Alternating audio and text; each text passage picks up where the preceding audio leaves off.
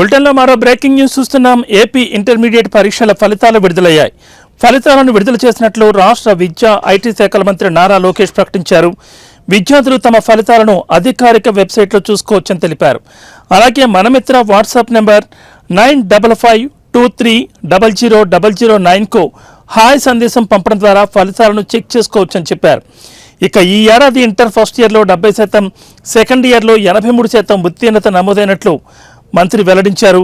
ముఖ్యంగా ప్రభుత్వ నిర్వహణలోని విద్యా సంస్థలలో ఉత్తీర్ణత పెరిగిందని తెలిపారు. ప్రభుత్వ జూనియర్ కళాశాలలో ద్వితీయ సంవత్సరం ఉత్తీర్ణత శాతం 10 సంవత్సరాల గరిష్ట స్థాయి 69% చేరుకోవడం పట్ల హర్షం వ్యక్తం చేశారు. ఈ విజయం విద్యార్థులు, జూనియర్ లెక్చరర్ల కృషికి నిదర్శనమని పేర్కొన్నారు.